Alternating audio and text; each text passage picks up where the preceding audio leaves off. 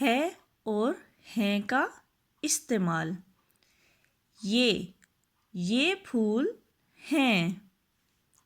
माली गमले लाया है, क्योंकि माली एक है। वो मेरी किताब है, क्योंकि किताब एक है। बिल्लियाँ दूध पीती हैं, क्योंकि बिल्लियाँ ज़्यादा हैं। दो या दो से ज़्यादा के लिए हैं इस्तेमाल होता है। मेरा घर बड़ा है, क्योंकि घर एक है इसलिए है आएगा। दरवाज़ा खुला हुआ है, दरवाज़ा खुला हुआ है। ये रंगीन गुब्बारे हैं, क्योंकि गुब्बारे ज़्यादा हैं इसलिए हैं।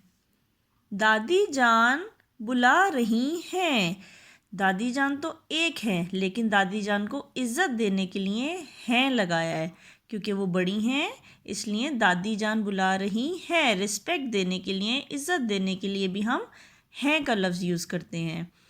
सूरज रोशन होता है, सूरज एक है इसलिए है।